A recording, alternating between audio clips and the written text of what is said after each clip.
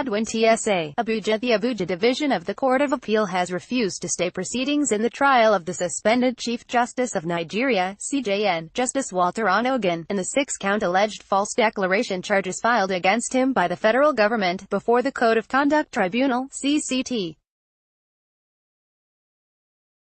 The court refused to grant application for stay of proceedings brought by Justice Onnoghen, on the grounds that Section 306 of the Administration of Criminal Justice Act (ACJA) 2015 does not allow stay of proceedings in a criminal matter, and that the tribunal, being vested with a quasi-criminal jurisdiction, is governed by the provisions of the ACJA, and its proceedings in a criminal matter cannot be stayed. Justice Onnoghen had, in a motion on notice, asked the appellate court to halt his trial at the CCT on grounds that the tribunal erred in law when it adjourned on January 14 to rule on both his motion challenging the tribunal's jurisdiction as well as that of the federal government seeking for the tribunal's order asking him to step aside as CJN pending the determination of the charges against him at the CCT.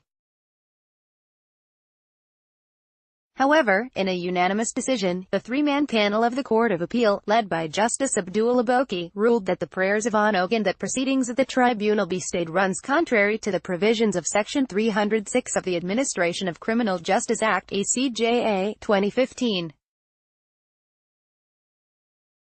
Justice Aboki, who read the lead ruling, cited the case of Bukola Saraki, in which Justice Onnoghen himself, at the Supreme Court, declined to stay Saraki's trial on the same grounds that Section 306 of the new law did not permit a stay of criminal trials. According to him, there were no special circumstances in which Onnoghen's prayer would be granted in the appeal argued by Chief Wole Olanipekan, San. The Court of Appeal in the ruling aligned with the respondent that the suspended CJN's request for stay of proceedings ought to be refused. Justice Aboki held that applications seeking stay of proceedings are not granted as a matter of cause but must meet some condition precedents before they can be granted by court. Although a court has inherent jurisdiction to grant stay of proceedings at any court, so as to prevent the destruction of the res subject matter of litigation, and not to foist a state of helplessness on the court, there are, however, special conditions and guidelines governing the granting of stay of proceedings. Stay of proceedings can also be granted where it is necessary that there is a strong and special circumstances but not as a matter of right.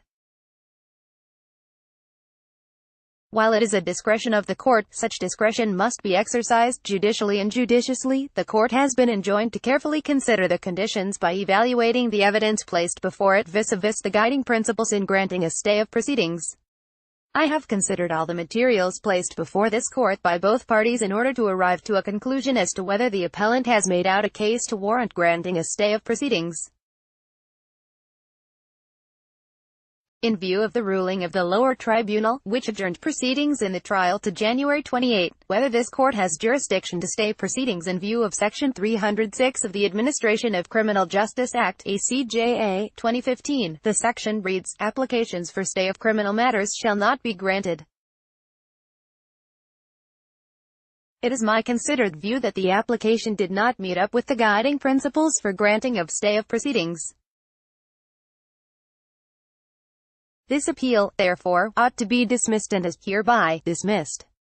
The substantive matter is adjourned to February 4 for hearing. Justice Aboki ruled the CCT at